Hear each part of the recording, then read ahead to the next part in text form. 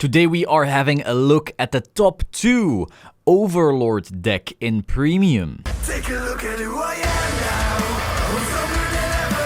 And if you ever doubt it, then you should've known better. So BSF Chicago ended last weekend and Overlord was part of the top 2 team. Now, in my previous meta analysis for Premium, I said something like, oh, Overlord really needs a lot of help, they're not doing too great. And then when this happened, people went like, oh, you're such an idiot. And that's good. Like, I really enjoy the fact that this deck topped, but I do have to say, in Swiss, this particular deck went 4-3, and in top 8, this deck lost every game. So this is not some kind of insane meta shifting Overlord build. It didn't do all that great. It was quite carried. Nothing against the pilot, of course. Overlord just has qualitative limits. However, I do think this is about the best list you're gonna make when you're making an Overlord deck in Premium right now. So we're gonna have a look at the list and I'll give my thoughts here and there.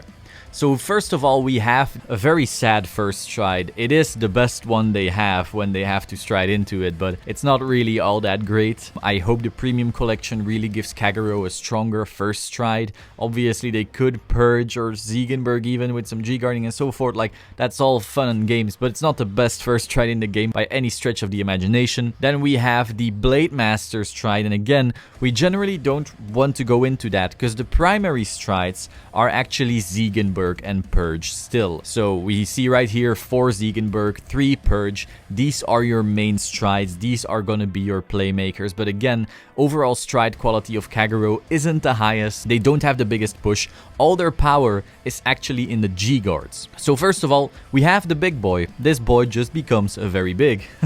And then we have 3 Denial Griffin. The funny thing is, Kagero can still steal games because people don't play around Denial Griffin and Defeat Flare. And so you really want to be maxing them out. Obviously not 4. You're never gonna Denial Griffin 4 times, but 3 or 2 at least is a good number. Denial Griffin can really stop some plays. Then of course they also have the 1 Defeat Flare Dragon, which can just nuke back row, but is a bit more situational because it does have that higher requirement. Then we have the main deck. We see 3 Nouvelle, and this is actually interesting because I'm not sure I agree with this. I think Waterfall is still the best finisher they have, despite it not being that good of a finisher in Premium due to G-guards. But so we have the 3 Nouvelle.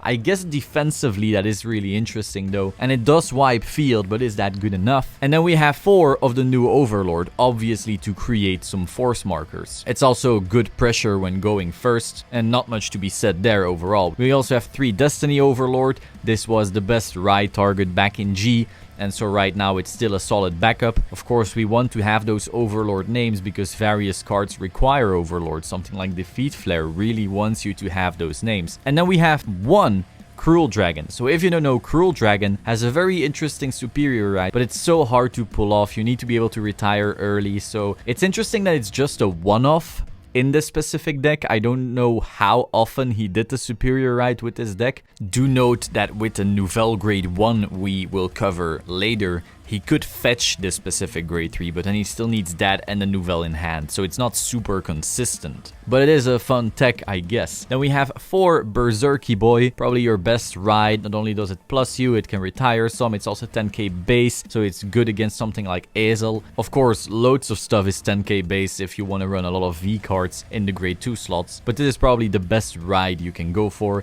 Then we have 4 Lancy Boy, that is not his name at all, just even more control. And we have 3 of the Nouvelle Vague Helper Boy. Again, that's not his name, but he makes your Nouvelle quite a bit more consistent. Then we have 4 Bar. It's a grade 1 from the V series, so 10k shield, also gives some added control. And 3 of the old Nouvelle card. Now that is very interesting. So instead of opting for playing the full support package from V, let's say, they are playing the older Nouvelle. I'm guessing that's because it's quite a bit easier to go off. So if we're looking at this list, it's not even a pure Overlord list, let's say. It is Overlord meets Nouvelle plays and then 1 Cruel Dragon. Now we see 2 Stride Fodder and 2 of this Flamey Boy, I think Armo, I don't know what the full name is, as a tech. When we look at the triggers, it is a very, very simple lineup. As a starter, we see the new on-ride starter, so not the Conroe that fetches you anything. That's an interesting choice right there. I'm not sure why they decided to go for this. Maybe the ride consistency early. 3 V heals, 1 counter charge heal, and then just all V triggers. We see the 4 drop EGs and the 8 V crits, potentially hoping to cushion that 10k body at grade 2